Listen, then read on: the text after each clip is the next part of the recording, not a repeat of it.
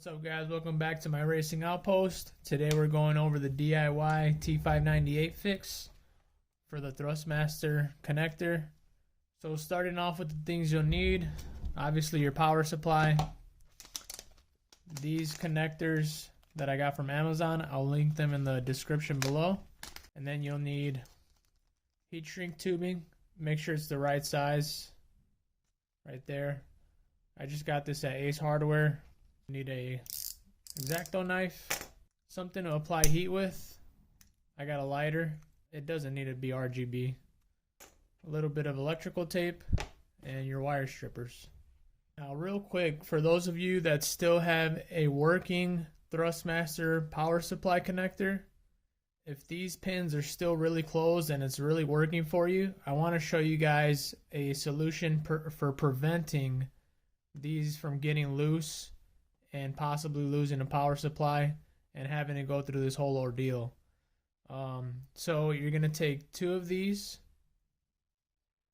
well, three, but two of them need to be cut down with a knife a little bit. So your middle wire and your bottom wire need these plastic edges filed down just on one side, okay? So we're going to file one side down. Do the same on this one.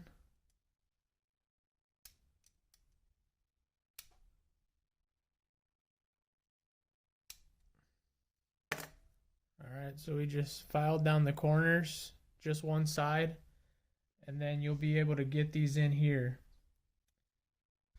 Nice and tight, can't even pull it out. Nice and really tight, that's what you want. And then this one you can just leave square. Okay, and that's going to go on the top. Nice and tight. So now they're all snug. So now these have these pins on them.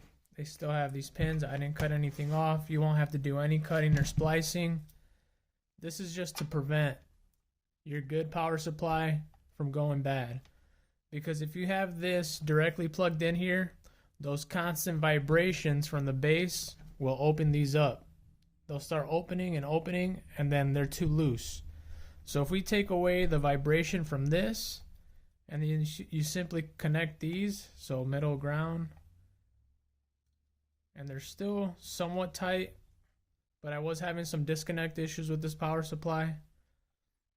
So if you're not having any issues yet, you can possibly prevent it completely. Take this. And then what I would do is I would just tape this with electrical tape. So just tape that up so they don't come apart. Now, these are going to absorb all that vibration, and these are so tight that they're never going to go bad. All right.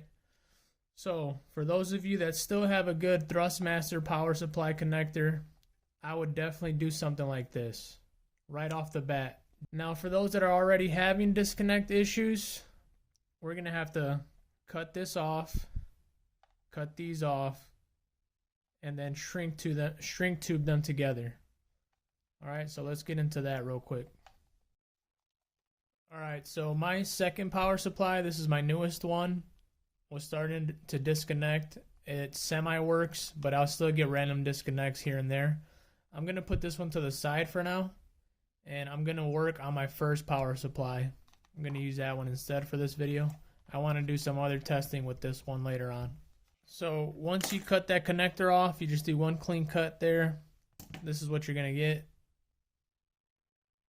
All right, it's just one big line coming through. And underneath our black sleeve is our ground wire. So you're going to want to strip that. Be careful because you don't want to lose a lot of this ground wire. See, it's just wrapped around the white sleeve. So pull that to the side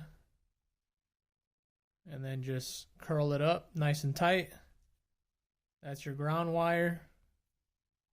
And then I'm going to strip here a little bit above that for our power.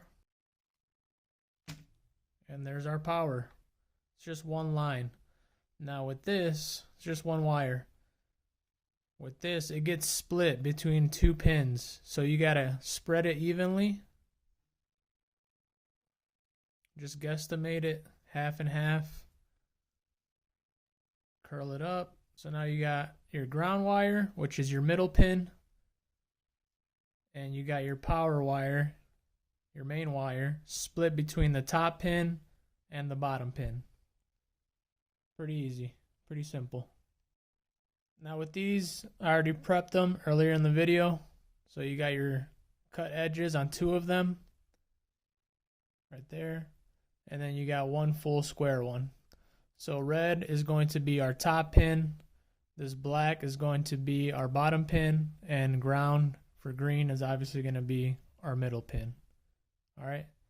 Now we're going to cut these ends off. Just have bare wire and then shrink tube these together.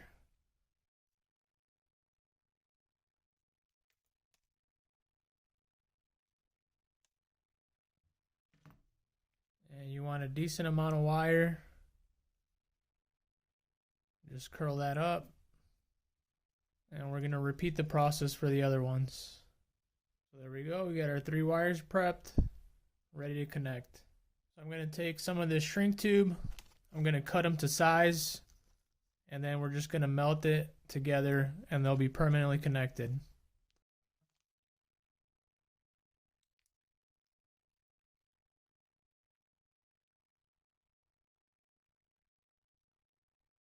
You're going to slide that over. Wire this together. Make sure it's wrapped around there nice and tight. And then slide this over both wires till that's fully covered. And then we are going to add some heat. And this should start to shrink. There you go. You don't want to melt it, just get it nice and tight.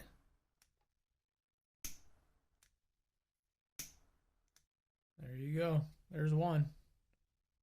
Nice and secure. That's not going anywhere. Now let's do the same for the next 2.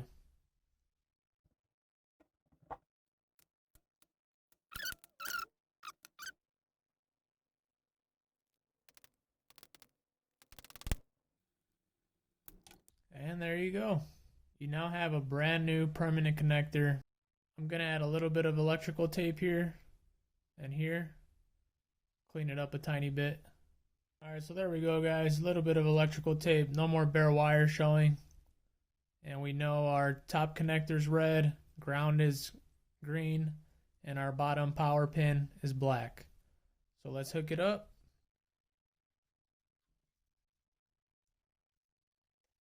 And that's what you want, a super tight connection here. So now you can race in peace. You're not going to have to worry about this coming loose or having a disconnect mid-race. And that doesn't look too bad, honestly. Easy peasy. Anybody could do this. Just a few dollars of material and parts needed. And you got yourself a brand new power supply. And a permanent one, most importantly. Alright, so if you guys like this video, if this helped you out, give it a thumbs up, subscribe, and I'll catch you guys on the next one. Follow me for more sim racing content. Peace.